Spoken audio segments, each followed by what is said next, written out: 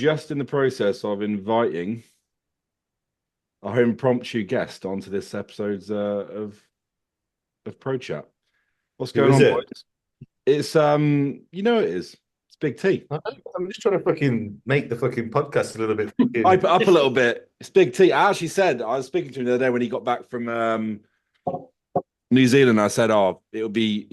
He's done 28 shows as a pro in however many, not that many years.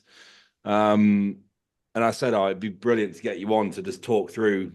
You know when there's like a bit of a misconception where people will do one pro show and they're like, I'm gonna qualify for the Olympia in one show or one season.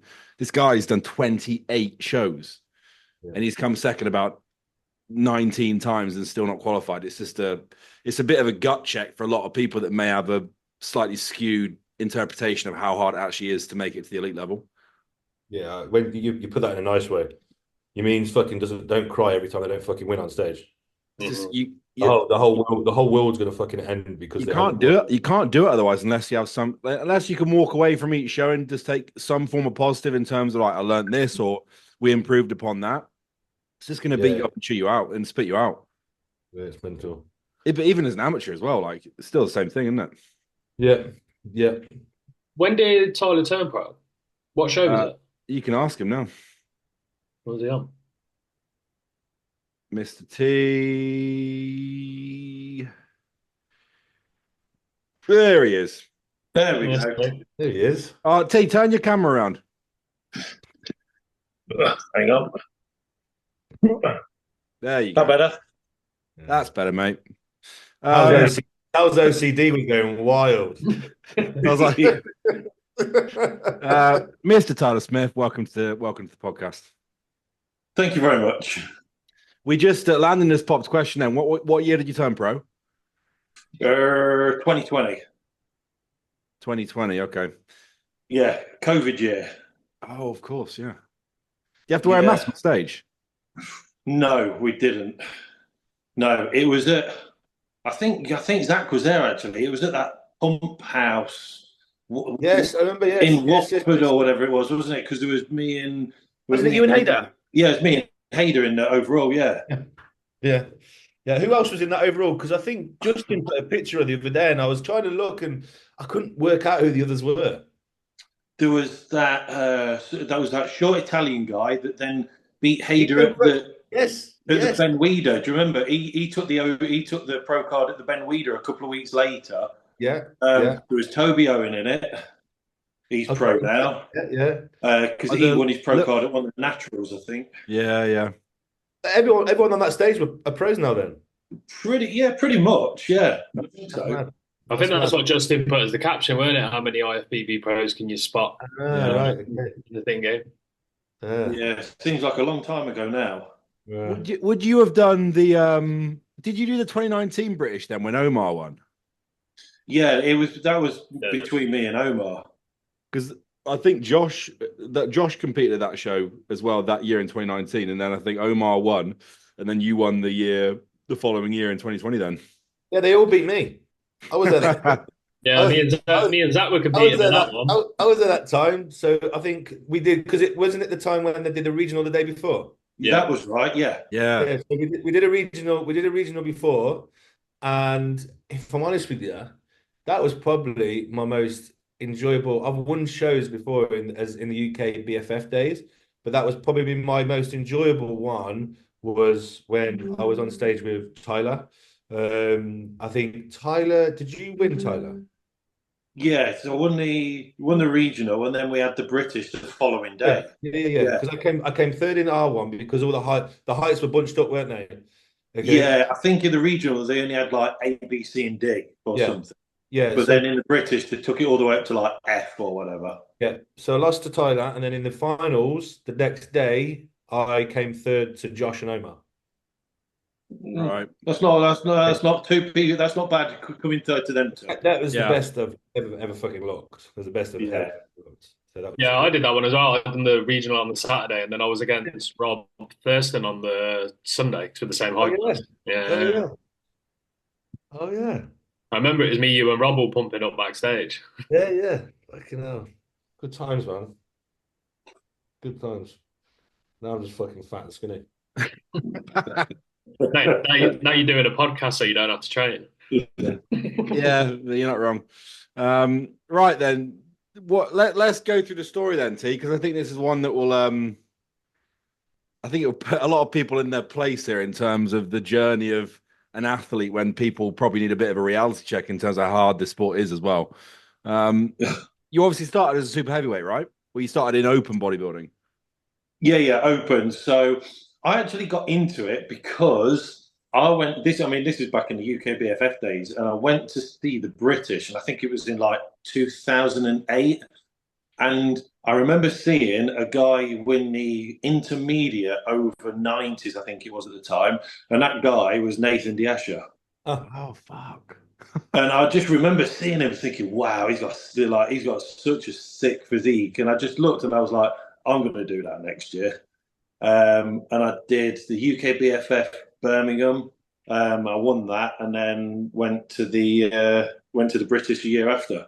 And I've got because I've shown Cal it before. I've got a picture of me and Lewis Breed on stage together. Yeah, I saw that the other. I think Martin might have even sent me that. Martin might have sent me that a couple of weeks ago. Yeah, back in 2009, I think that was. Yeah, and that was sort of like that was the beginning of sort of like mine and Lewis's sort of bodybuilding journey. And obviously we both sort of went in. Well, he went in one direction, I ended up in completely the other. Mm. And that was how many times did you compete in open? All the way up until 2015. 15. So I did about 6 years. Yeah. What other guys who are like fucking IFBB pros now did you compete against as an opener? I competed against Luke Sando. Wow.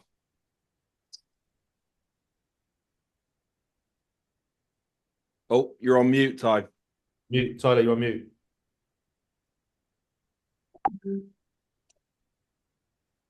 Bye. There you go. There you go. Technical glitches.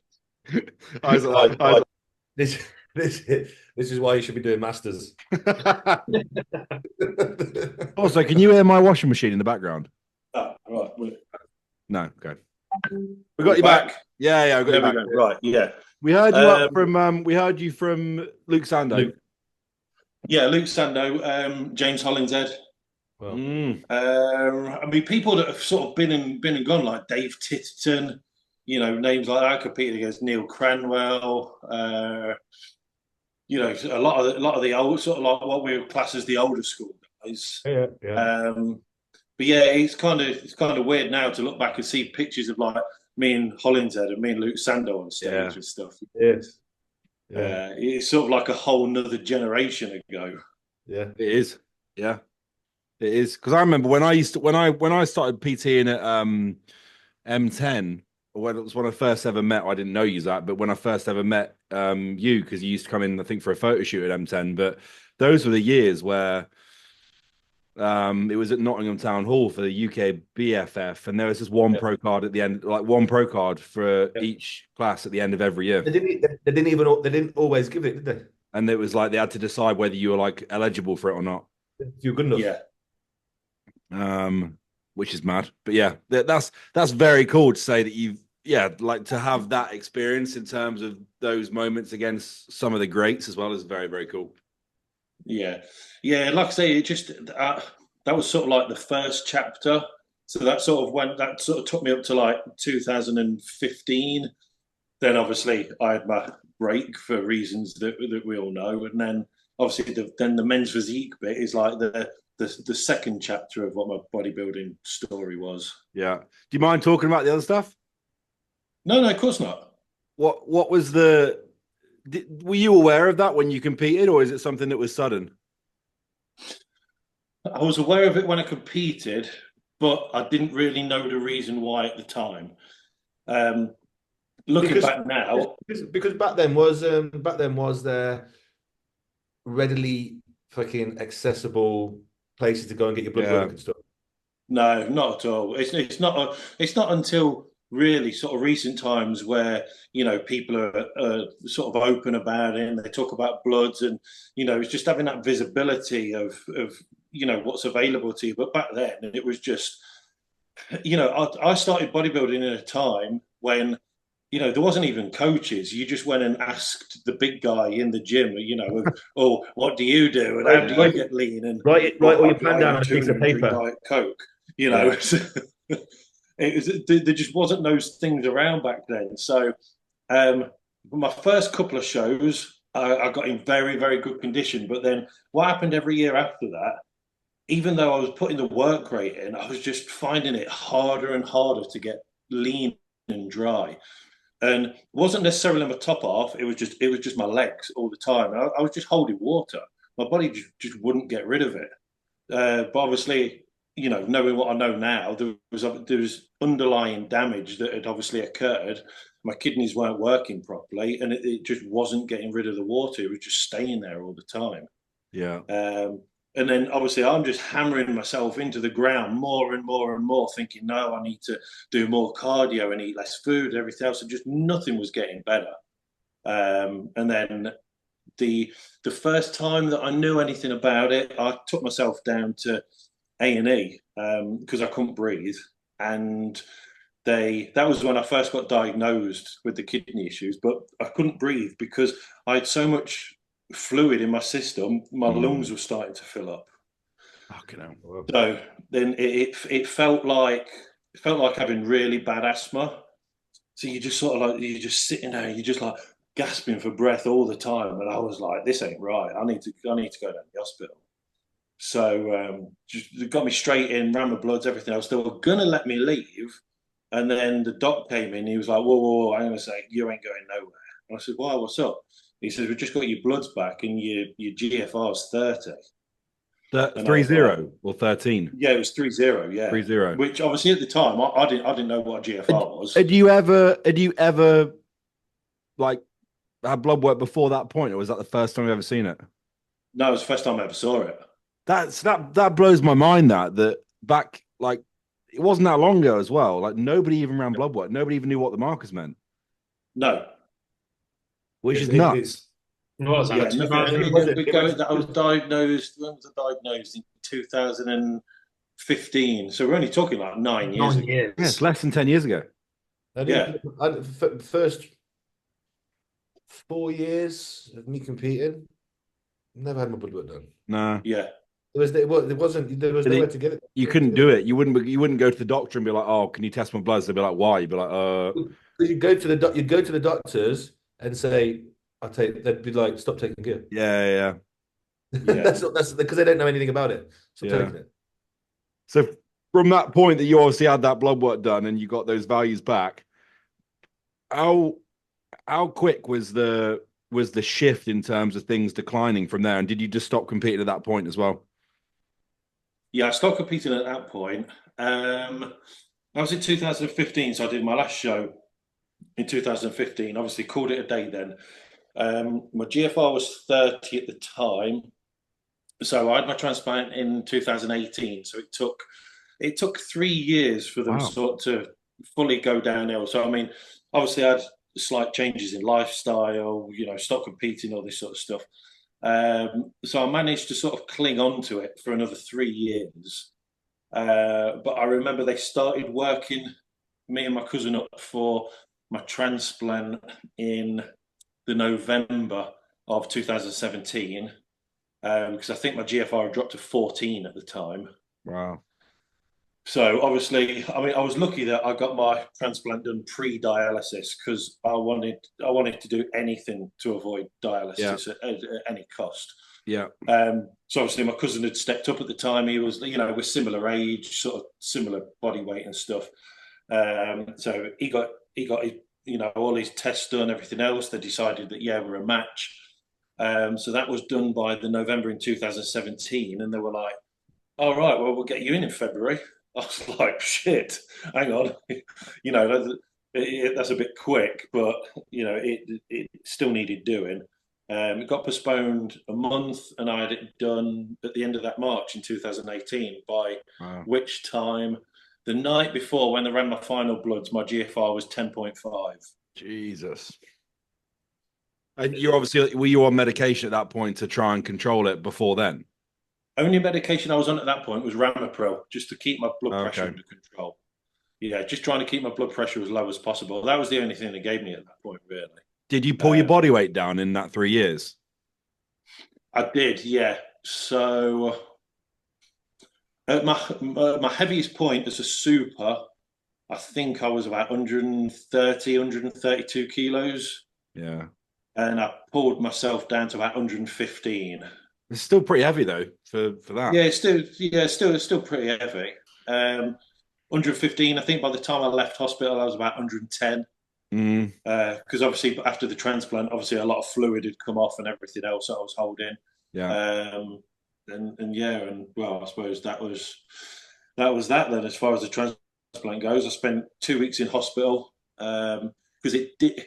Even though the kidney took quite quickly, it didn't pick up as quickly as they expected it to. Because even immediately after the transplant, when they ran my bloods, my GFR was still only sitting about 30. Right. So it took a good couple of weeks for it to sort of really bed in and settle down. And then once it was at a level that they were happy with, then they discharged me and I could go home. Wow. Because I saw your you did that post the other day, and I saw Paul Scarborough commented on, and I'm pretty sure that Paul had went through dialysis, or I don't know what his current situation is now, but I remember remember he did that documentary with Phil Lerney and the chap that owns the gym in Birmingham. They did a prep together. Yeah. I can't remember. Tom Coleman, I think. No, not Tom Coleman. Tom Blackman. Tom Blackman. I think they were prepping at the same time, and that I remember watching that years and years ago. But then I know obviously since then he's obviously had some things to deal with that side, but it looks like it's all controlled now. So obviously you had all that done, Ty, and then at what point did you go? Because you speak to any open bodybuilder. Can you still hear me? Yeah, I've got you. You speak to any open bodybuilder nowadays and say, "Hey, would you ever think about doing men's physique?" So obviously at that point when you used to do open bodybuilding, I'm pretty much guessing it never entered your mind. Okay, so when you had your op done, at what point did you go, "Oh, I fancy doing men's physique"? Because you are right. Obviously, back in the day when we were all open and everything else, because I remember doing, I think it was the 2013 British when they had it at Harrogate, and that was when Ryan Terry turned pro. That was when he won his pro card, and I remember seeing all these like men's physique guys, backstage and stuff. But you know what the attitude was back then? It was like, what are all these like pansies doing? Shorts. These shorts. Yeah, they don't even train, And back then the shorts were fucking baggy and they were over the knee. Yeah, it was mental. But for me, I think the biggest thing was obviously coming off of the transplant. I wasn't prepared to push myself to the point I'd been before. So obviously I had boundaries and parameters that I wanted to stay within. So for me, it was looking at what class I was going to fit into best. Yeah. So I was like, well, I'm still holding size from, being open. So for me, I've not really got to grow into the men's physique division now. It's just about sort of tailoring my physique and sort of molding it to fit into that the best we can. And I've not really got to push myself, in terms of size, because the size is already there. So for me, it was a bit of a no-brainer, really. Yeah. Wicked. Because correct me if I'm wrong, but back when you transitioned, it was also it was a lot less of a muscled class, right? It's obviously got more and more over the last couple of years. Oh yeah, definitely over the last 5 years. I mean, I think we've all seen, especially at the pro level, the amount the way that the divisions evolve. But I mean, that's filtered all the way down to amateur level now. I mean, even when I did my first one in 2019, we weren't overly muscled guys. It was just, turn up in condition, have a nice shape. Sort of small waist, but there wasn't the sort of emphasis that there is now on holding the sort of muscle that some of these guys do. I mean, to put it into perspective, like yourself, like my weight cap's 108 kilos. Yeah. if I jumped into an amateur bodybuilding show, I'd be a super again. Yeah. Yeah. Yeah. You know, and that's crazy to think that that's the weight that you can be in men's physique. Yeah. You know, I mean, I remember because when you came on the scene as men's physique, I think I was still doing it, but I remember, I think it was when I was here, and someone mentioned, "Oh, this is Tyler Smith." Showed me a picture. I was like, "It's too big for men's physique." yeah. Do you know what? It's funny that because I remember being backstage at that Watford show. Yeah. And I was just pumping up on my own, and you were there, and I remember Hader wasn't competing, but Hader was there, and there was like Mark Hector there as well. And I remember Hader looking over at me, and he's saying to Mark, "He's classic. He is. He's classic. There's no way he's men's physique. He's classic." he's just mad how how it's just evolved. Yeah. Yeah.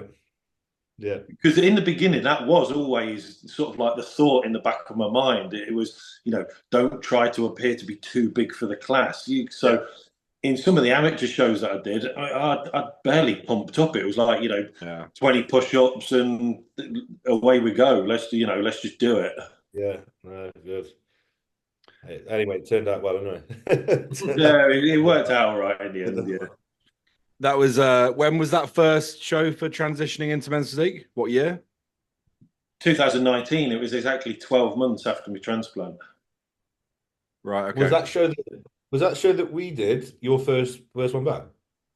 No, because I did earlier in that year. It was the same year I did PCA. Oh, okay. Yeah. Yeah. Did you win the PCA? Yeah. Yeah. The irony is, if you had stayed PCA Pro, you probably have about 100 grand worth of prize money now. Yeah. Yeah. Remember Peter Molnar that competed for the 5 years, and he cleaned up every show. Yeah. Yeah. He was going abroad and winning like $30,000 and stuff. Yeah. That's what he's doing. Yeah. He's retired now, isn't he? Yeah, I think he's I remember I was with Hader in Alicante a couple of years ago, and I think his missus was in like pro bikini or something, and he was training in Holiday Gym in the little marina bit, and he was on a preach co, and I've never seen bicep peaks anywhere like that guy's biceps. It's ridiculous. Like, it is insane. Yeah. But obviously the rest. Is he the guy that he was tried classic but couldn't make weight, right? And then did 212. Yeah, I think so. Yeah. He's just arms on him, mate, are insane. Insane. So the amateur shows. So basically, we had a chat the other day, Ty. It was 27 or 28 shows in total in that time frame. Yeah, since my transplant, I've done 27. Yeah. Also, since the transplant, not in total. No, not in total. I think in total, since I've very started, I've done over 50 shows. Wow. Yeah. Because there's quite a lot of this. It's sort of half and half, really. There was a lot of bodybuilding shows in there as well. Yeah. But no. So since my transplant, 27 men's physique shows, of which I think I did 9 as an amateur. Wow. And won 8. Yeah. And that's the thing that's a little bit mind-boggling there is the fact that you've also stayed. How many years over that? Is that over? Like 4 years, 5 years? 5 years, yeah. 5 years. That's 27 shows whilst still staying in control of the other markers with your health. That realistically, you'd probably say when somebody had a kidney transplant, they'd probably be like, you need to stop competing in general. Oh yeah, definitely, yeah.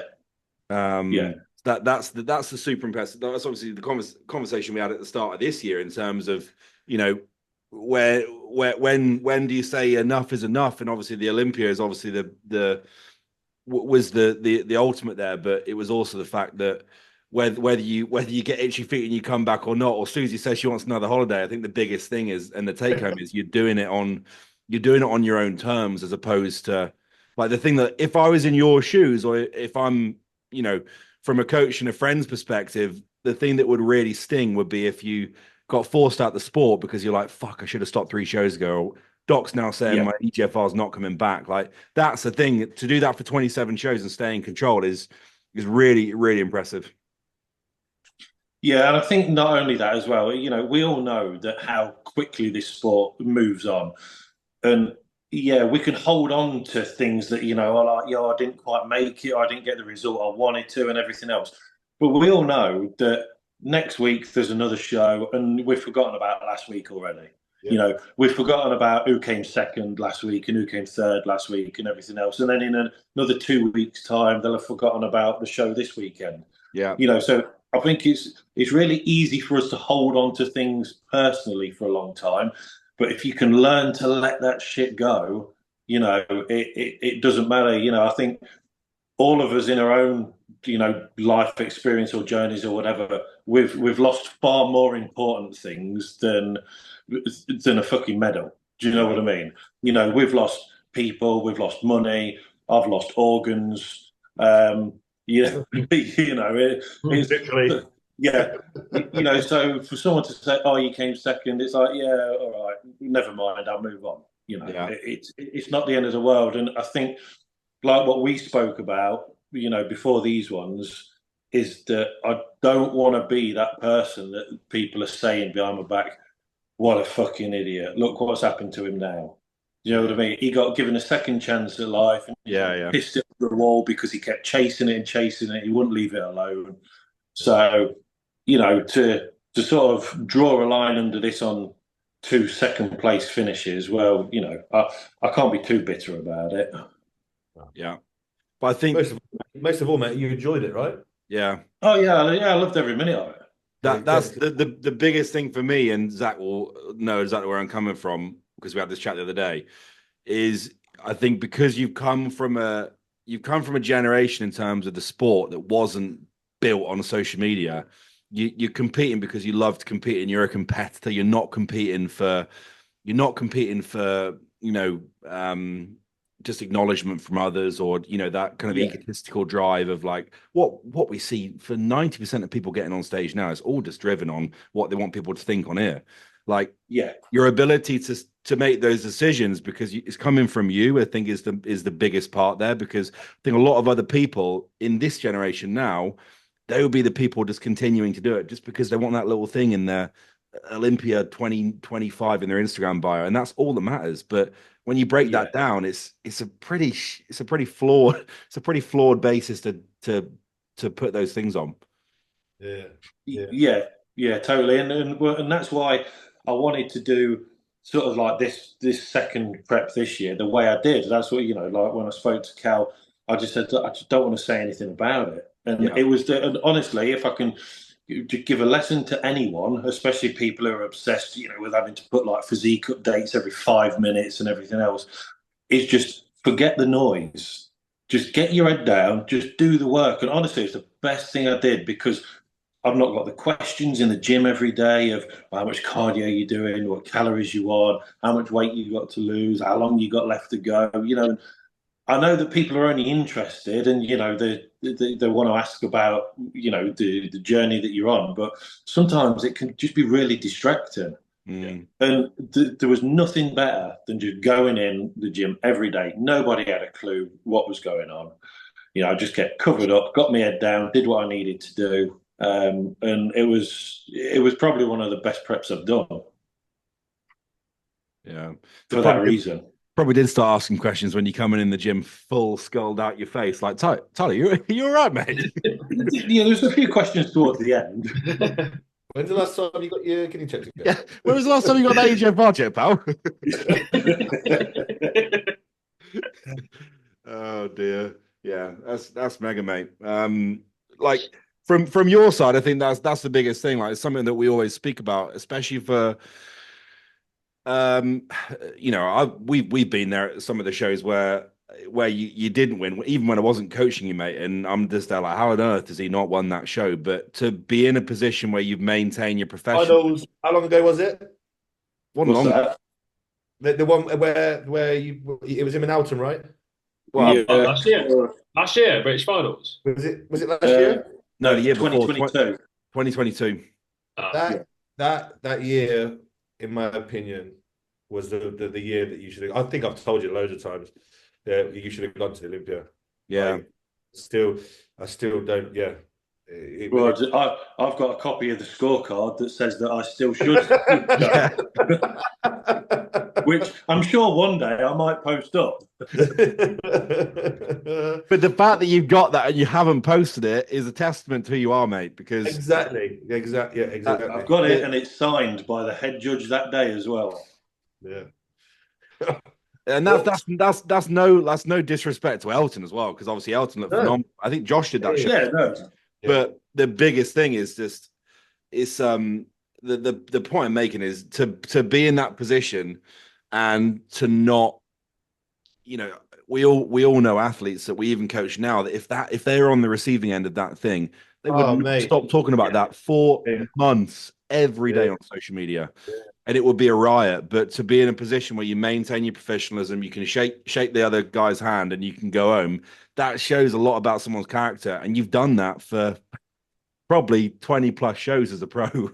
You've done that a lot. You've done that. Yeah, you have to, because I think we know as well that if I'd have kicked off after that show, that ain't going to do me no favours. You know, trying to move forward in the pro league, you're just going to have a black mark against your name. Oh, look, this is the guy who's got a loud mouth. He causes trouble, and you know, you may as well just hang your shorts up there and then. So the way I looked at it was, I can't change the result now. You know, it's almost like watching a goal on VAR afterwards or after the game or whatever. You ain't changing the result of the football game. You know, so it's the same sort of situation. So there was nothing that I could say or do that was going to change anything. So it's like, well, we just move on. Yeah, no, it was a good show that was to watch. That was a good class. That was packed. Remember, there's so many people in that class. Yeah, I do remember that one now. I do remember that 22 one now. Good standard as well. Like it says, Alton was very good. I think all the top boys there were good, but yeah, it was a bit of an odd one then. Yeah, there were some Olympians in that show as well. Yeah. Who was the top 5? Because Shannon came third, didn't he? He won his pro card. That's true. Yeah, you're right. Yeah, you're right. Shannon won his pro card and he came third that day. Fourth, I think, was Omar, and fifth was the Italian guy with the tash. Yes. Oh, he turned pro in Spain, I think. That's right. Yeah. Yeah. Because remember, Josh was in that first call out, and then every time they turned to the rear, you'd move out 1 point. You'd move out one. That's right. Yeah, there was Josh in there. There was Ryan Baptiste was in there. Ryan Baptiste, yeah, fuck, of course. Yeah. Is he retired? Is he stopped? Is he retired now? He's not officially said anything. If you look at his social media, it's still not in bad nick. Yeah. He's always in good. It's like you. He's always in good. He's really good all year round, mate. Yeah, he keeps himself nice and lean. Yeah, I think, and again, it's something to take away is like you're very much what I think anyway. If I'm wrong, please say. Is when you kind of like finish a prep, you kind of just there's nothing changed. Like you still get and do your cardio, you're still doing your routine, you're still on your meals because you see it on your socials, mate. You're still doing it. Whereas a lot of people finish prep and for fucking 3 or 4 weeks, it's like. They're just fucking off the grid, like, do you know what I mean? Eating one fucking bar, they come back out of shape, and then it's like a fucking a whirlwind for so long until they prep again. But yourself, I think as it looks like as well with Ryan, kind of again, you guys are the older generation as well, aren't you? So maybe that mindset of you finish prep, you just the same shit happens. You're still on your diet, you're still on your fucking because you boys are doing it because you love to fucking do it. You're not doing it for the glam light, you know what I mean? Yeah, again, I think it's down to the length of time that you do something for. Yeah. When you've been doing something for like 15, 18 years, you're not like I ain't gonna wake up tomorrow morning and go to McDonald's for breakfast. Yeah. You know what I mean? It's just not. I mean, it's what we now were 10 days post show. This morning I was still under my weight cap. Yeah, it's good. It's good, and that's not me fucking stabbing at anyone who does it now, because again, I think it's something that you learn over time, isn't it? That when, like you says, that once you've done it for a long time, you just come to realize that there's no real glory in doing all that shit post fucking show. You know what I mean? Yeah, definitely. Not even I've like probably obviously the most recent one to go through it would perhaps like do it. The more preps that I've gone through, the better you come out of that post show period. Yeah, Yeah, definitely. Don't get me wrong. I've been there and done it. Where Yeah, like back in the day, where I put a ridiculous amount of weight on in like 24 hours and all this sort of stuff. yeah, But you'll see it a lot with the younger guys now, and this is where they start to lose focus on the goal of what it is they're trying to achieve. Leading up to the show, all you hear them talking about is, oh, well, we've booked this place to go and eat afterwards and everything else. And I'm like, why are you even thinking about that? yeah. For me, Or literally filling the cupboards with post-show fucking bits at treats. Yeah, Yeah. it is wild. It is wild. Yeah, or they've got, they're taking a tray of donuts to the show and everything else. So I'm like, I don't care about that. I'm like, do you know what? When the show's done, the shop will be open. Yeah, yeah. It's fine. If you want to go and get something, go and get something. But it sort of like deviates from the focus of what they're really trying to achieve. Yeah. I suppose only experience will, will get them there with that. Yeah. That experience and walking the walk, I think, is you just become wiser, and you also know that you learn from the first time you didn't. You're like, I don't actually feel like doing that again because I felt like shit for months or for weeks after. Yeah. Yeah, it only takes one time of putting fucking 30 pounds on in a week post show to fucking make you realise that you don't want to do that again. All around your ankles. Yeah. Just swollen. Yeah. Just swollen. Yeah, that's brilliant. I think there's a lot to take away there. Just out of interest from your side now, like what does that next chapter look like in terms of, obviously you've obviously got the businesses as well, but what does that next chapter of your life look like now? And have you thought of that whilst you've been competing, or is it something that you're just going to kind of discover over the next however many years? Yeah, I think, to be honest, at the minute, it's just going to be a case of just discovering it as it comes. Obviously got the gym, which I'll say put more time and effort into. I always give it a lot of attention anyway, but yourself, when you're in prep, there's only so much attention that you can give certain things.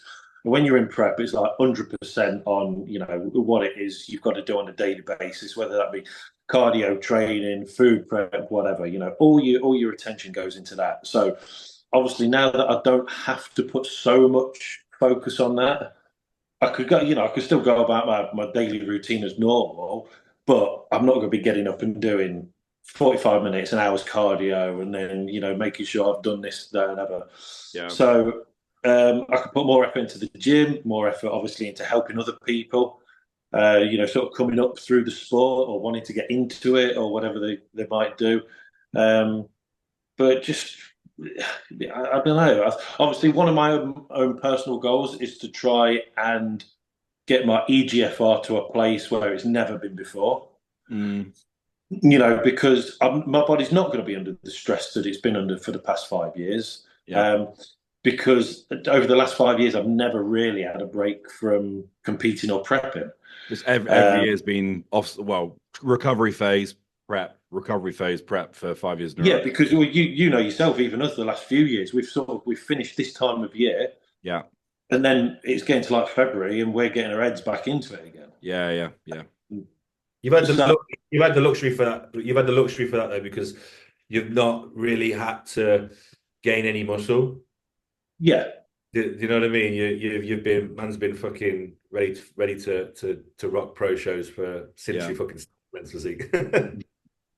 Yeah. I mean, obviously we've had areas that we've needed to focus on, but so that's all part and parcel of it. So I think just over the next few months, I think I'll figure it out as we go along. But I'm not putting myself under any pressure. It's just wherever life takes us, it takes us, doesn't it? Yeah, absolutely. It's going to feel very weird traveling without Rice Krispie Squares bars, rice cakes, oats, and board shorts. Yeah, we'll take the board shorts. They'll still take the board shorts. Yeah. Although those Rice Krispie Squares bars are finally all gone. Have you finished them? Tell the story, because that's quite a good story, actually. Oh God! Right, so when I was in Miami, I just ordered, or when I got there, I ordered all my food from the supermarket on Uber Eats. So obviously, Cal gave me a list of food, everything else, and Squares bars like ×6. I was like, fair enough, put them in the basket. I didn't realise I'd not ordered 6. I'd ordered 6 boxes of 16. So I'd got 96 fucking Squares bars that turned up God. in Miami. So I was like, I've paid for this. I ain't fucking throwing them away. Yeah. So they went with me to Toronto, and then I brought them back home, and then I took them to Singapore, not Singapore, to the Philippines, and I eventually finished them off in New Zealand. So the carbon footprint on them Rice Krispie Squares bars is horrendous. Yeah. Apart from the food poisoning you got, how was your trip to Philippines? Have you ever been there before? No, never been there before, and it's a big culture shock. It's wild, isn't it? It's Very big. It's wild. Yeah. When I went out there, Gerard and Jester took me to. There was a nice little place where they took me to after, but fuck me, is it Manila? Yeah. It's fucking wild, isn't it? It's just mad. It's mental. Oh, man. It's up there it's up there for me along with Mumbai when I lived in Mumbai in India. Yeah. It's just fucking manic. God, there's no rules on the road or anything. There's nothing. It's crazy. They've got traffic lights, but no one fucking looks at them. Yeah. I remember because we stayed about half an hour away from the venue, so we got a taxi one day. We're driving down the dual carriageway, someone's coming the opposite way. I'm like, what the fuck is going off here? Yeah, it's mental. But yeah, no, it's mad. Yeah, don't get me wrong. Inside the hotels, the shopping malls, and everything, pristine. Minute you walk outside, it's like whoa. Yeah. There's like people sleeping in the street. There's like dogs everywhere. Like people cooking at the side of the road. I'm like, this is something different. This is like Maidenhead, then, really. We're used to it, mate. Yeah, but New Zealand's nice though. Yeah, I bet that was nice. Without the food poisoning next time, but yeah, we were trying to avoid that. All right. Well, I woke up to that text and I was like, right, we're gonna if we can replicate that Philippines look, I don't see anyone on earth who can travel to that show and beat you. And then I wake up to text of, hi mate, I've been throwing up for the last 8 hours. I'm like, oh god. Yeah. Oh god. It wasn't the best.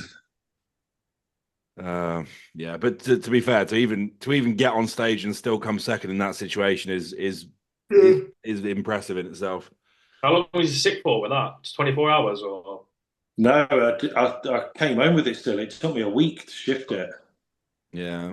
It must have been, like you said, that food that was too not refrigerated, sorry, and you picked up a bug from that.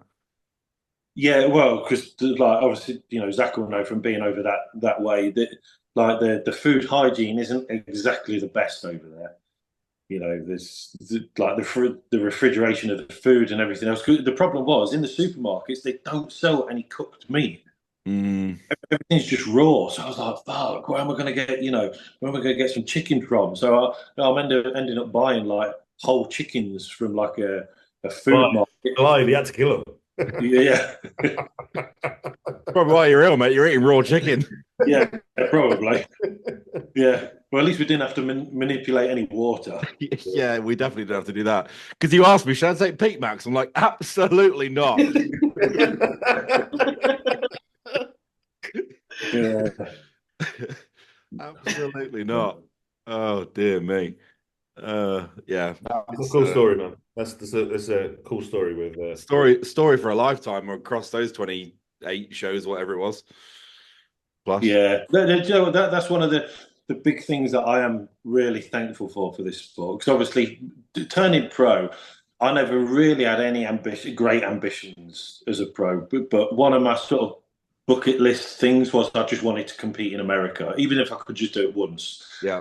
But the places that this sport has taken me, because I've gone to places that you wouldn't choose to go there on holiday. Yeah. You know, like some real obscure places like Alabama and Reno and, you know, all these other places. But you've got so many like great memories from, you know, all these different cities and countries and everything else that I've been able to go to. So, I mean, for that, you know, I'm thankful for. Yeah.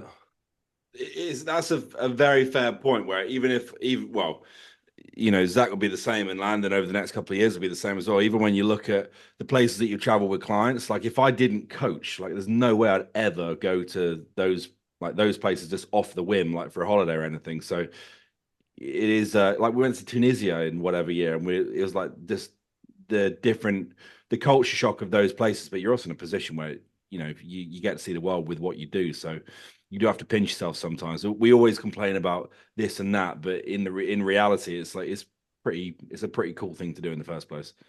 Yeah, definitely. I've had it this year with obviously first one abroad was Sweden. Sweden, yeah. And I stayed with Damien and his family and that, so I didn't even like stay in Stockholm in the city. I was proper in the suburbs, and it was really cool, man. It was really cool. Definitely, mate. Definitely. Well, Tyler, it's been a fucking pleasure watching your fucking career, mate. To be honest with you, Yeah, it has. Thank you, mate. I appreciate it.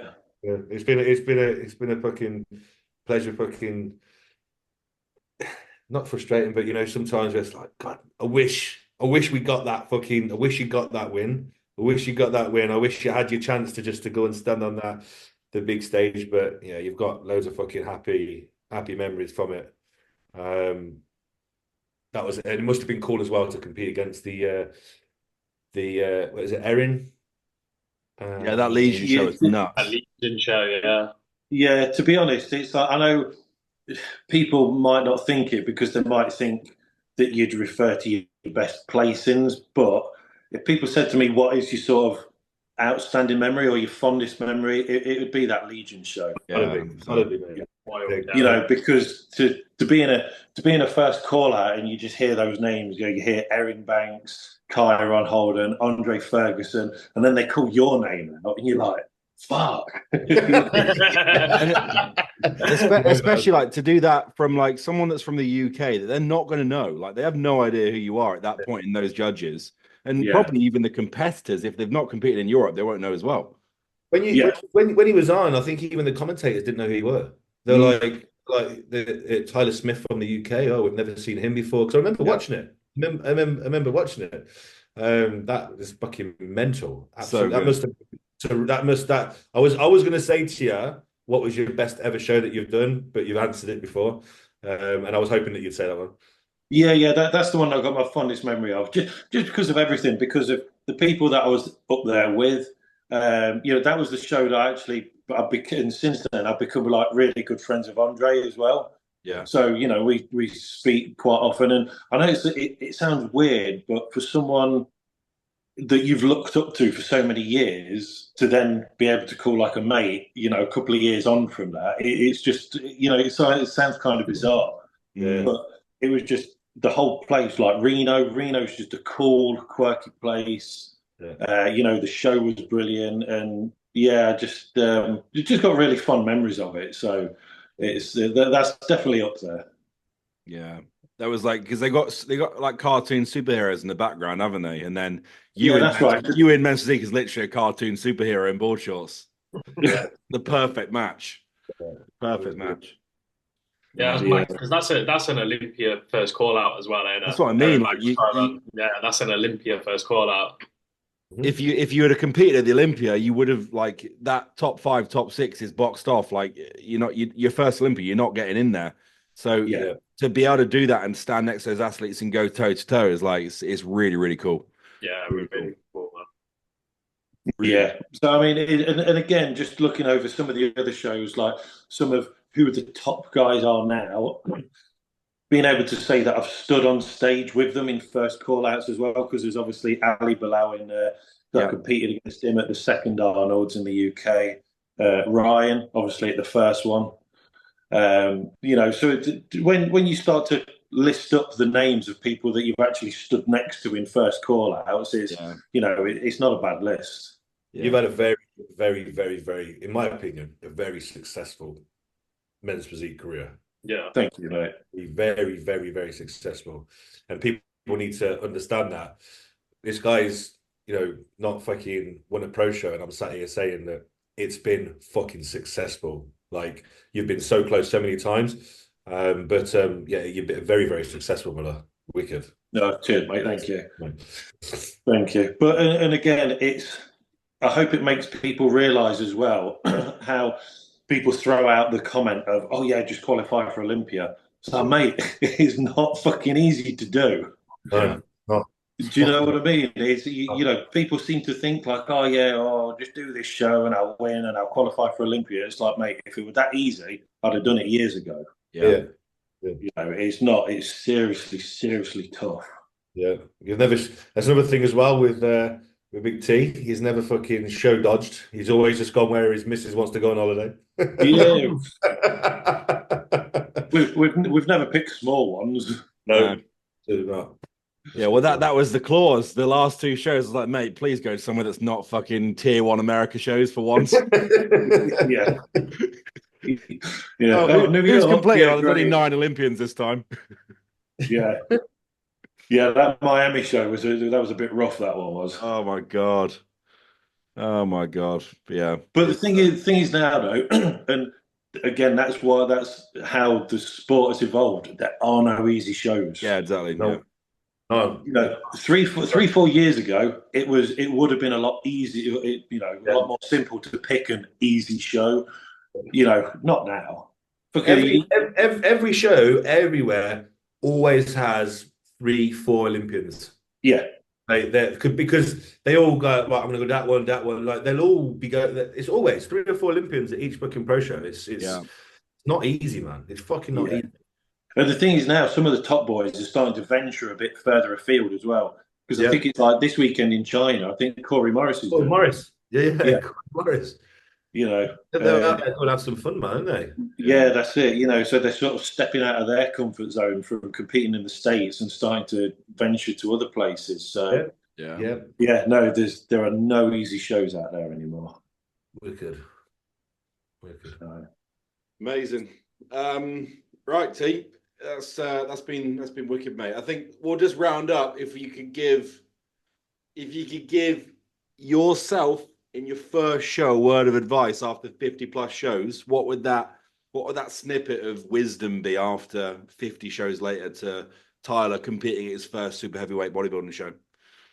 Get your fucking blood work done. Get him any checks account. I don't know. It's actually a Haney Rambod quote, and I think a lot of young guys need to listen to this as well now. Don't rush to get your ass beat. Yeah. There's way too many people now that, I want to do a show. Take your time. Yeah. Take your time. Mate, there ain't no rush in this. I'm 42 years old. There's guys half my age at like 21 just want to jump into it straight away. Yeah. Take 5 years, 6 years, develop your physique until you can get to a point where you think, you know what, I might actually be competitive now. Mm. The problem is they're the ones that are doing it for the Instagram, though, aren't they? Exactly. Yeah. They want validation for their hard work. Yeah. Yeah. So no, if I could go back, yes, it would be. Get your blood work done. But just take your time, but give everything 100% effort, but with certain things, take a bit of moderation into account as well. Nice. Yeah. Good. Well, it's been a pleasure, mate. No, thank you all. It's always a pleasure. I've definitely enjoyed it over the last few years. Yeah. Yeah. So where can we find you, T? Because you're coaching. I presume you'll be coaching more now that you're also not going to be prepping soon. Yeah, obviously I've got the time now to help.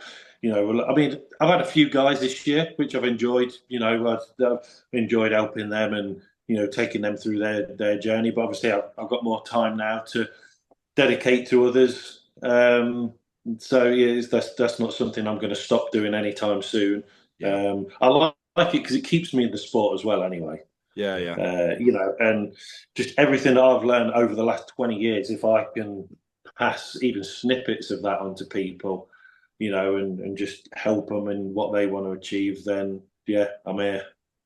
Well, your experience is worth the weight in gold for starters. So yeah, exactly. That shit's priceless. Yeah. Cheers, bud. Yeah. I'll pop your Instagram and has the gym got a website or Jim's got Instagram? It's got a website as well, yeah. Oh, website. I'll put all the stuff in the bio, mate. Cheers, mate. Well, yeah, and obviously you're all, you know, welcome down anytime as well. Yeah. Yeah, it's a wicked gym. I'll have some new toys in December. I know. Yeah. Yeah. What is it? More Jim Lecco stuff as well. Oh yeah, I've got a couple of Jim Lecco bits coming in, yeah. Wicked. And that shoulder press too. Yeah. Yeah. Tyler basically goes to Ultraflex Derby and then just basically writes down a list of like, right, I'm gonna get that one. I'm gonna get that one. Pretty much, yeah. Yeah. Yeah, see what everyone's on in Ultraflex. I think I'll be having one over there. Yeah, exactly. Yeah. Sound. All right, boys.